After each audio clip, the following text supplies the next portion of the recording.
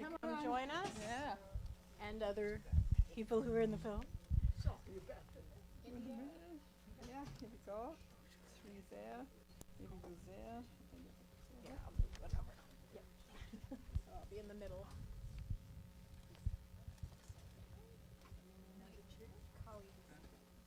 Okay. So we'll give folks a second. Yep, he's coming. He's coming.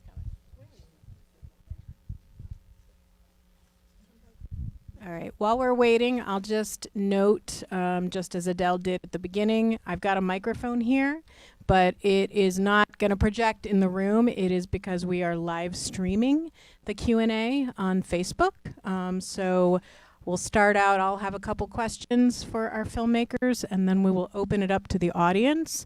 And when we give the mic to you, please take it. I know some people always say they have a loud voice, but we want to make sure our friends in social media land can also hear your questions.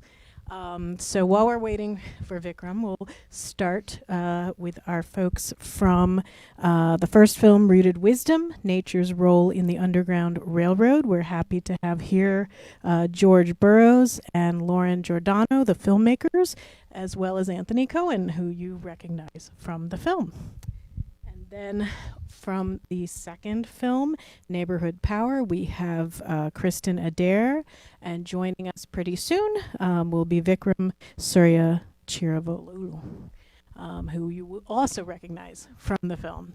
So while we're waiting for him, I will probably start with a question first for the Rooted Wisdom team. I mean, first of all, seeing these two films together, on the surface it may seem like they're completely different in style, completely different in place, but there's such an interesting correlation between them, just in terms of the story they're telling about our nation's history and about our connection to place, and how they bring the past and the present together. So for the Rooted Wisdom team, I wanted to first find out a little bit about the origins of making this film and how you came upon the story. So let me pass the mic down. I did it last time. Okay. So the Arboretum is about 7 miles from where we live, and the executive director of the Arboretum had Underground Railroad programming. And this was right as COVID started, and they wanted to update it and then also get some ideas on what they could do to increase its awareness. So we started looking at files they had from about 10 years of that programming. And pretty quickly, we had proposed, a website and maybe a couple 1-minute videos. And quickly realized after going through those files and finding Tony's name and then talking to Tony that it needed to be more, and it needed to be more thorough to update that programming. And it became some of those things of where it became a project that ended up like we just had to do it. Wasn't a choice. Wasn't like I want it. It's like we have to do this to update and kind of get people back into nature. And luckily it was during COVID, and that was kind of a theme where you could be outside and not have someone coughing on you.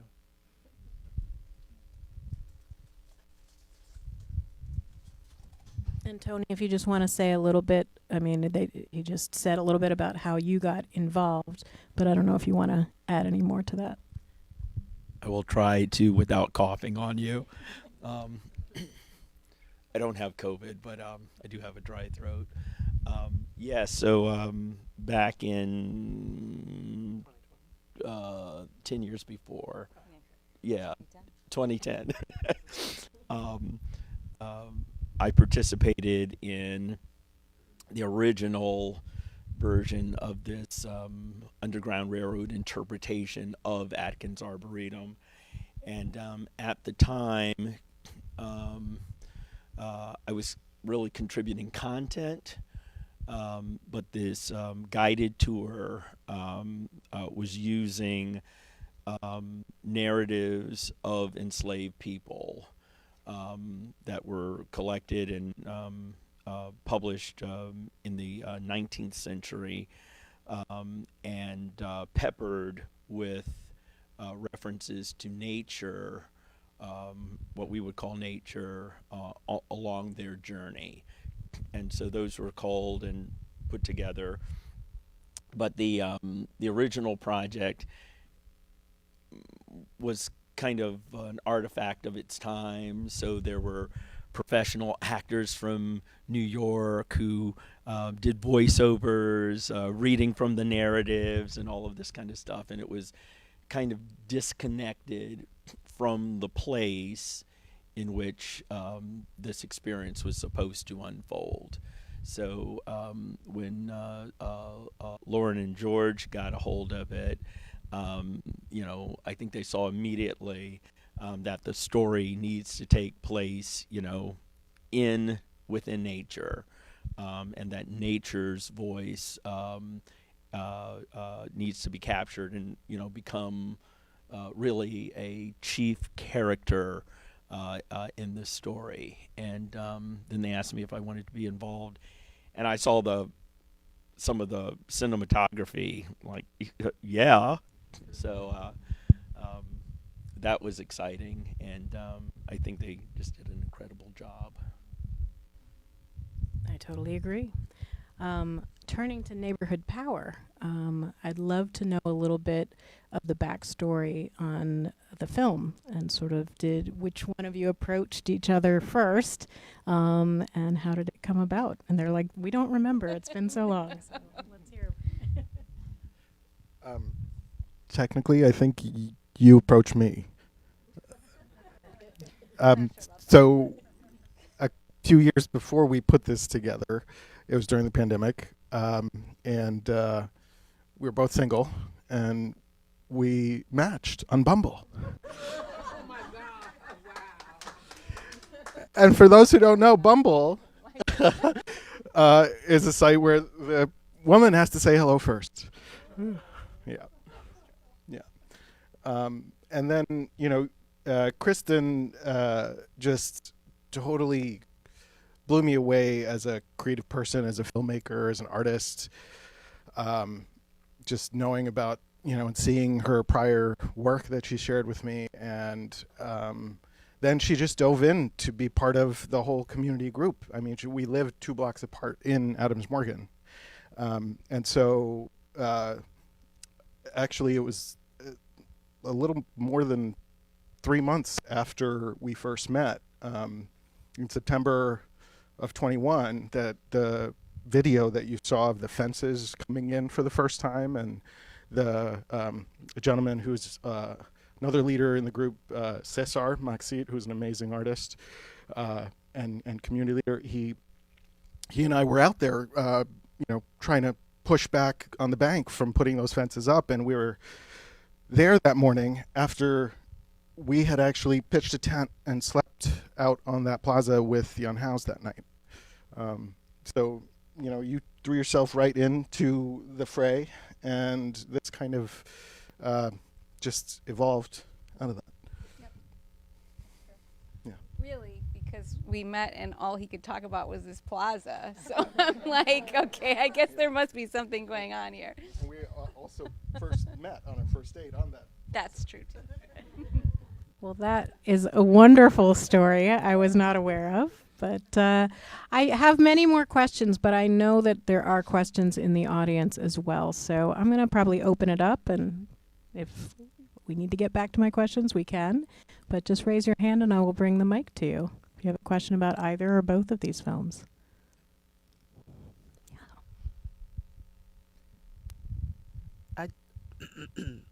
Sorry, I too have. I have some, thank you, but I'm really much more daintier than how I sound. But I just wanted to understand the creativity that goes into filmmaking. I'm very curious. Does it start with just a thought, and then it kind of blossoms from there, and then it goes into budget, because I know that always plays a major part in anything that we do. So how if you can walk me through, how does the spark starts? A great question. Did you have? You sounded like you had something. Do you have something? Yeah. Yeah. So for Rooted Wisdom, I think it was maybe a little bit different because somebody approached us with the topic. They didn't have specifics like we want to film, we want it to be like this. So they kind of came to us with the idea. I think in other circumstances, just in terms of creativity, you might see something might speak to you. So that's how it would start. But in this case, it kind of came to us, and then we really thought a lot about it because it's not something that either of us like have an expertise in terms of the history. So we knew that we had technical ability, but we needed someone who had the historical chops and experience. Also, like Tony's interpretation is just amazing. If you ever have a chance to visit his Living History Museum, Button Farm, I highly recommend it. Or take a tour with him. It's amazing. So I think from that, we wanted to make sure that we were really true to the history and connecting it to nature. So one thing that we talked with Tony a lot about is he kind of gave us this mantra, start with the resource. So we made sure that everything that we did connected back to like a historical account and that you could actually experience it today at the Arboretum, but really kind of anywhere in the Mid-Atlantic in nature you could. So that was kind of part of that process. In terms of the money question, again, this project is probably a little bit different. It was grant funded. It was a very small grant, but we were also kind of like in a time, right? It was kind of COVID, everything was shut down. We didn't have a lot of opportunities. So we kind of didn't let the lack of the budget hinder the project, which we were very privileged and lucky to be able to do that and to dedicate the amount of time we could dedicate to it. We shot for over a year and we lived very close to the Arboretum, so we were there kind of daily getting stuff throughout all of the seasons. And the process, once that started going and we knew what we were going to do and we had Tony locked in and we were Zooming constantly, we then we knew the Arboretum pretty well because we spent a lot of time there, so we knew physically the landscape. And so we then identified through research the first-hand accounts that we were going to use. And then from there, we did a script. And we scripted each section. So you had the introduction, you had navigation, you had refuge shelter, and then you had nourishment, which we could have called foraging, but the Arboretum was like, we don't want to encourage people to come here and just start picking things and eating. And then we had blending in. And so from there, we divided those up, and what we had was we'd maybe come up with 2 scripts for those, for each, 1 script per section. We'd have like 2 of them. We'd have a Zoom with Tony, and we'd do a read-through. And Tony would go, this doesn't work, or this works. I wouldn't say it like this. There was one where we spent over a half hour going through half of 1 page, and I said, okay, I'm all good here. We're just done reading today, and we'll rewrite it. So that's part of it. And then from that, once we've got those figured out and done, and we're set on those scripts, we went and did light tests in the Arboretum, because if you go to the Arboretum, we want you to see what you see on screen, you see when you get there. We're not going to Hollywood it. So we'd have about an hour and 45 minutes of footage of just doing light tests on locations around the Arboretum where we'll shoot Tony, because we use all available light, and you only have about 15 minutes or less then for the light to stay consistent in the location. Then we edited, and then there was music. So the music's by Joseph Camero, who's Kenyan. He just finished studying at Berlin, and he's now touring the United States. The way he makes his music is he goes out into different environments, records ambient sound, even broken instruments, street sounds, and he puts them all together and creates a song. We felt it fit what we wanted to do. And then from there we mixed the sound, we did color. What else did we do? And then, yeah, that was kind of it. That was it. Oh, it was a lot. I think just briefly, the creative process is about wayfinding. And sometimes you have an address and you got your GPS and you know exactly where you're going to go until the street closure, right? And then you have to re-navigate. If that GPS keeps its signal, right? This is emblematic of everything in life. So you get an idea, you write it down in whatever form, whether it's on an index card or whether you're typing it onto a document on your computer, and you share your ideas, and you don't think about money until the bills start showing up. Then you can give it some thought. But there is always a way. There's always someone who wants a good story, or someone who is a brilliant editor but needs the thing to edit, right? There's always someone with a piece searching for its other part. So it's really corny, but just dream and be big about it, which seems to also be what is going on over there. I can be very, very brief, but I think it's really interesting too, Erica. You said there's a complementary thing going on here, but our process was completely the opposite of that, because I didn't certainly, and Vic knew a little bit, but I didn't know the deep history that we told in this film.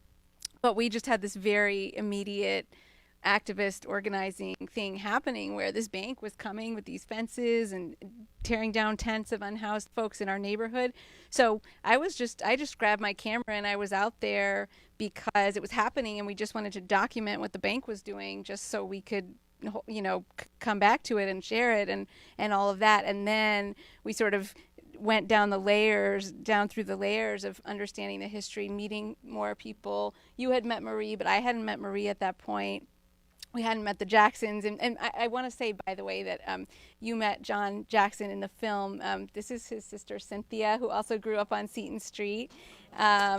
So we've got, and her daughter is there. You actually saw them in the photo where she's holding the baby. So India's back there. So I'm happy to have them with us. So we started meeting folks, and we've done, I think, I should actually count, but something like 50 hours of interviews with the elders from the neighborhood. And so we just kind of jumped in, and we actually got a small grant, and then we got another grant, and then we got another grant, but we got a bunch of grants from the city for oral histories. So we did these really in-depth interviews just to start to get the story. And then we got another grant from the DC Commission for Arts and Humanities for a public art piece that we did, where we also screened this version of this film that you saw referenced in September. So it was like it was just happening, and we were just following the story, and then we sort of worked backwards from the present day into the history to understand where the story started. And we're still going. I mean, you saw thumbing through boxes. I mean, hours at the library going through boxes in the Washingtoniana archive, and just digging it out and asking people as we went along. So the reverse of kind of getting to sit and dream it is like it was just happening and we were just running after it. So that happens too. Yeah, and I was going to ask actually about the archival, because obviously we see you going through the boxes, but what really was amazing to me was the video archive, especially the things that looked like news reports, because a lot of that doesn't get saved. So I'd love to know more about how you found that. Yeah, I can tell you about that. So amazingly enough, what you learn about Adams Morgan in its past is that it was this really incredible place where there was a lot of experimentation, a lot of creative work happening in the 60s and 70s, and there was an organization called the Washington Community Video Center that was headquartered and housed in Adams Morgan, and they were basically what it sounds like, a community video center. But you all know, like, I mean, we all do community video based work now, but that's because we all have these devices that can make video. But at that time, they had reel to reel big cameras, and they were teaching young people and community members in Adams Morgan how to shoot video with big cameras at that time. And they were also helping other neighborhood organizations and nonprofits create training videos. So you saw this like housing workshop video, they created that. So it was basically and all some of their stuff didn't survive, but what, as we understand it, what survived was donated to the People's Archive Washingtoniana collection and was digitized by the DC Public Library. So we just were able to just find it.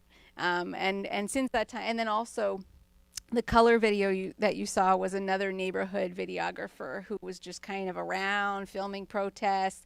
He was like a punk rock musician and following, and a lot of his work was also in Punk the Capitol. So there were just a lot of creative folks hanging out in Adams Morgan, taking photos, taking video, and we're so grateful to have found some of that. And we hope there's more, like we're still digging. So Thank you. Yep. Hello. Oh, hello. yeah, Oh, you just I was just acting like okay. It feels so good to be part of the history on Seton Street. I remember it like it was yesterday. I was 10 years old, and I wish I had kept some of that stuff because I didn't know that we had actually changed history. And I want to thank you all so much for doing the film on that. You just really made it clear as to what really happened, because I couldn't really understand it, but I knew that we were going to lose our house, but I didn't really understand it to this extent until you, showed the film on it, because my mother didn't tell me, which is surprising, So thank you so much. I appreciate it.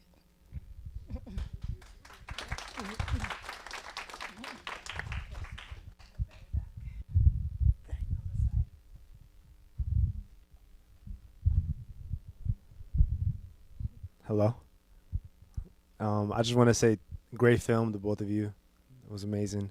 My question is for Christian. So you said you had 50 hours of interview footage. How were you able to, since you didn't have a script, I don't think you had a script, right? Okay, so how did you select what footage you wanted to put inside the film?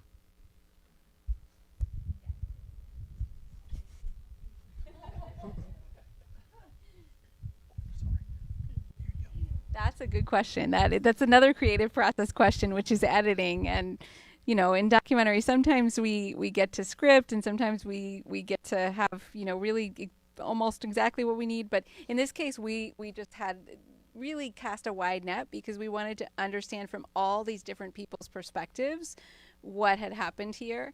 And so, yeah, it's just a long process of starting to hone in on how are we going to tell the story, because there was one way to tell the story that really centered the Adams Morgan organization, and we kind of started with that. We want to really, before we met the Jacksons, it was like, okay, we're going to tell the story of this organization that helped kind of drive this.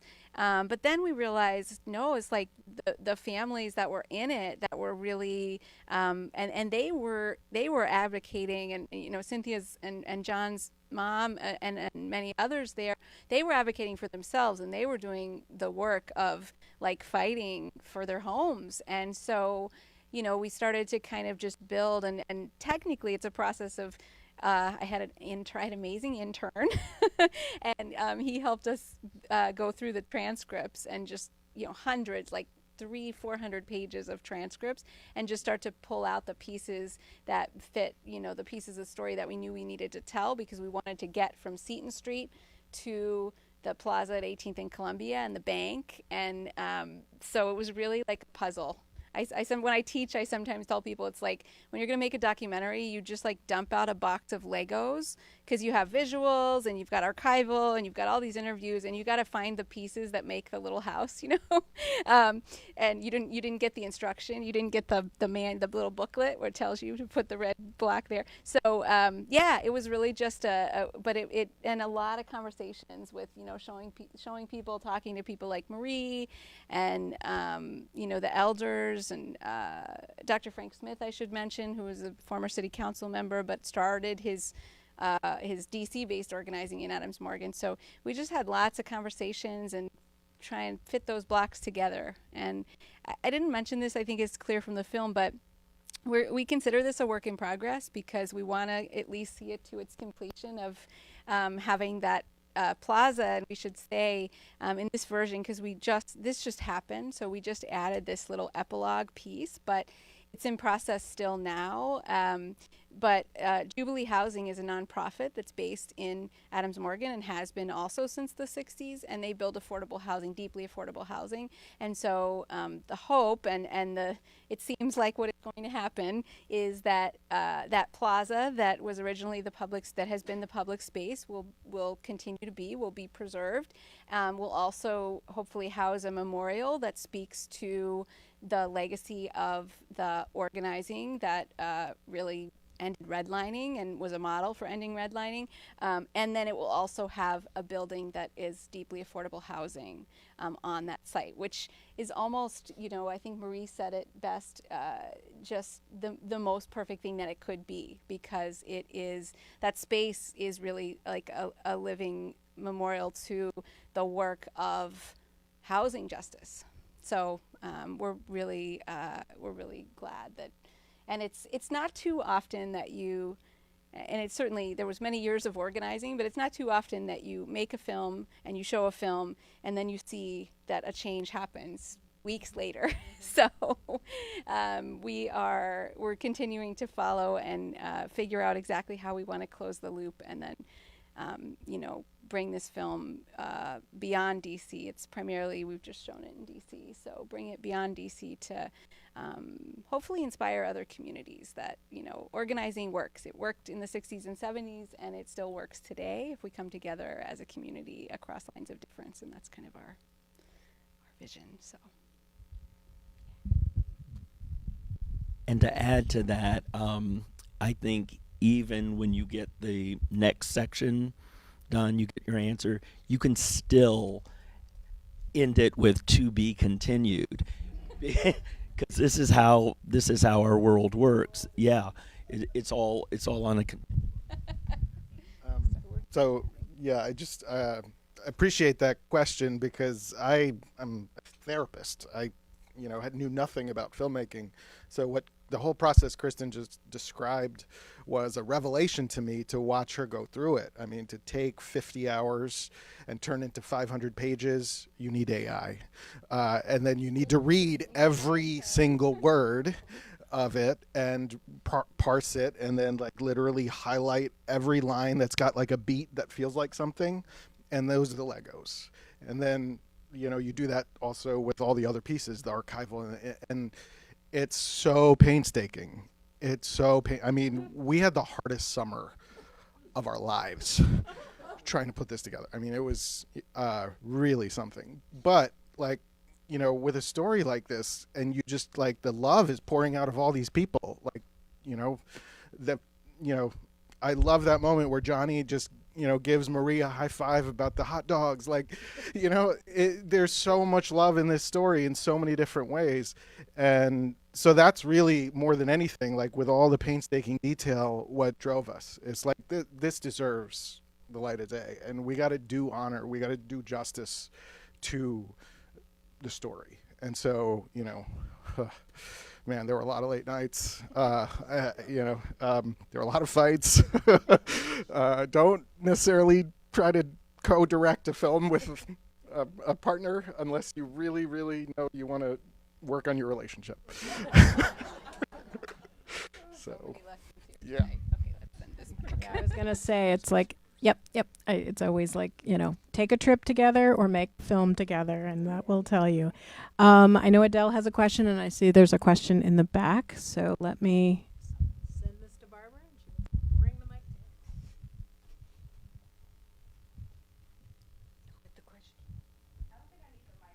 Nope.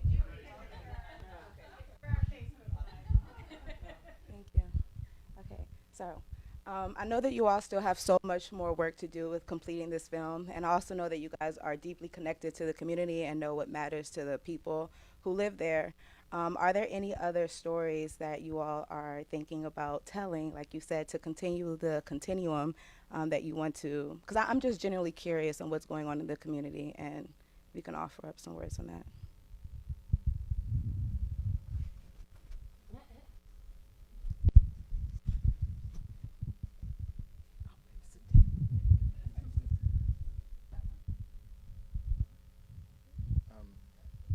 So I didn't earlier, but I really wanted to thank the festival for putting us together and just tell you guys how jealous I was of your drone footage. We were thinking and wanting to do a drone footage over Adams Morgan. It just never quite happened yet. And to see those amazing shots. Well, it's docs in progress. We're in progress here, right? Oh, never mind. Strike that. The amazing thing that I was feeling just sitting here tonight was just think about like the parallels between, somebody taking shelter in a sweet gum tree to survive, and that even that sweet gum tree wasn't a safe place, that they could be evicted and then some.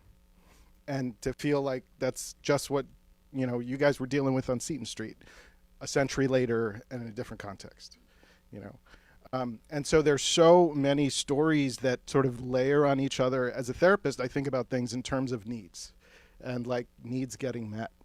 And so, there are so many sort of intersecting needs that, are in those interviews. Like there was a whole storyline that we thought about doing that had to do just with food security.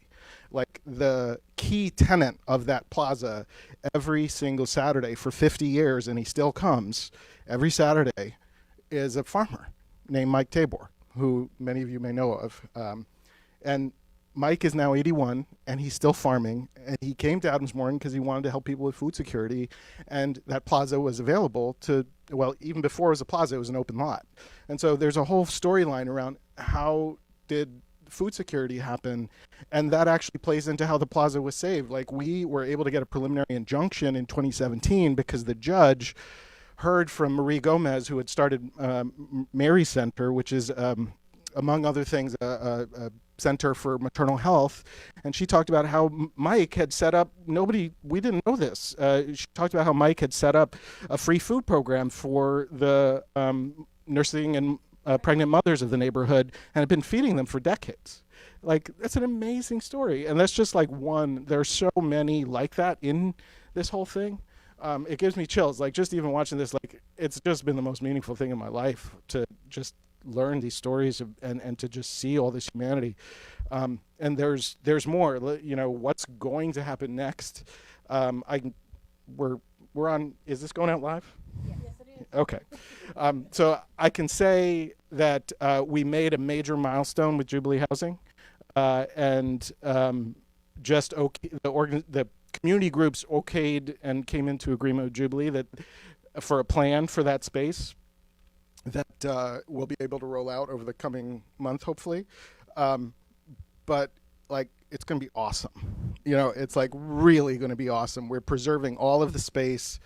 Hopefully, if the city agencies and all that cooperate. But like, that's another piece of the story, and it builds into what I'm hoping, and it becomes the next sort of stage of everything, which is, this evolved out of this really simple seed for me that I had a mentor who I just kept going back to, and he had worked in the banking industry. And I said, Ken, what do we do? Like, how do we get their attention? And he said, you got to hit them in the pocketbook. That's the only language they speak. You got to do that. And so one part of this that was only briefly alluded to, but Alongside this amazing film, Kristen also designed a 400-foot-long fence wrap that went in at Walter Pierce Park in our neighborhood that was gorgeous and covered the history of the neighborhood from like Frederick Douglass in the 1850s all the way through this story. You know, the combination of that and the film being shown, like, I know the bank officials came and saw that fence wrap and saw the beauty and the depth of the story and saw this film and thought there's no way we're winning anything in terms of public relations on this. Like, we could lose hundreds of millions if this really went viral. And so they just dropped it like a hot potato, you know? And so there was a theory of change there of like, hit them in the pocketbook because that's what works. And so on the flip side, like going forward, that building's going to be the affordable housing, deeply affordable housing. But as we all know, even deeply affordable housing isn't affordable. You know, there's this whole middle range of housing unavailability. And so what the next phase that we've been working into is social housing. And how do we create that there's housing for people no matter what your income is, not just if you're like, you know, on a voucher program or Section 8 or something like that, but like the workforce, that like people that just have working class jobs can't afford to live in the neighborhood.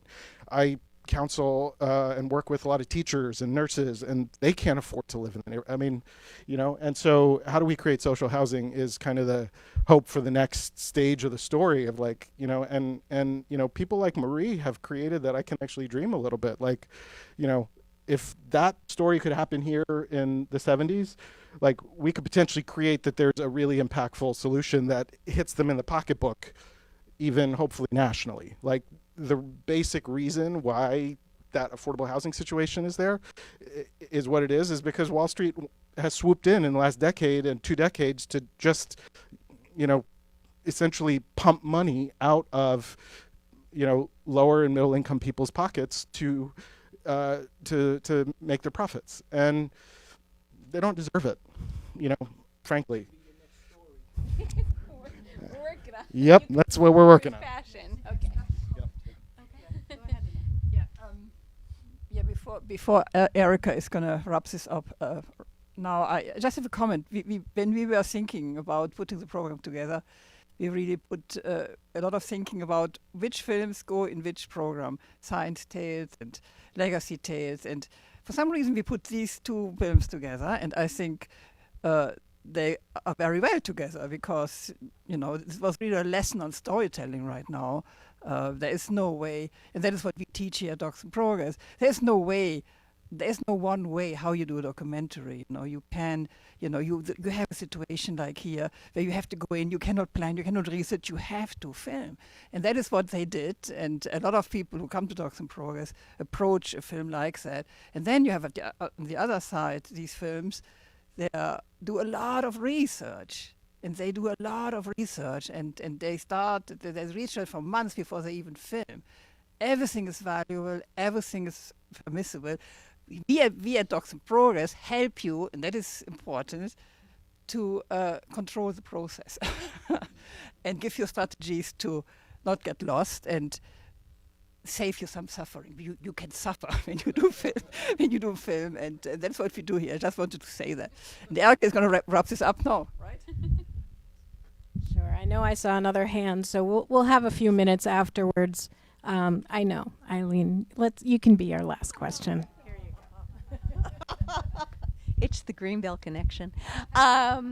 So, totally love the Bumble story, by the way. Just want to say that being relatively new to the neighborhood, I only saw Adams Morgan as a highly gentrified area, and so I so appreciate knowing this backstory, and I will go back and see it with fresh eyes. So thank you very much for that. And on this side of the fence, Tony, are you, I'm going to make a comment, but when I give the mic back to you, do you work for the Arboretum or with? So I'm just curious about that. But in terms of the film, just want to say that the combination of the absolute beautiful, just how you were able to capture all the seasons and just the whole, and to merge it with this painful account and yet this account of resilience, and then teaching, and just the way you were able to seamlessly, of course not from our user perspective, seamlessly put it all together and just say, the pandemic sucked, but it did provide opportunities for this kind of creative output. So I'm very grateful to all of you and to Community Docs. So thank you. So thank you. So I don't work for the Arboretum, but as a result of this project, I do occasionally do guided tours a la Rooted Wisdom through the Arboretum. I run a nonprofit here in Montgomery County, and run a living history center out in Germantown, Maryland. But it's a wonderful project, and I'm just thankful to Docs in Progress for this opportunity, for recognizing what I think is pretty great storytelling, and for fostering a community that is hungry for these stories. And I'll just say that there is always a light on somewhere.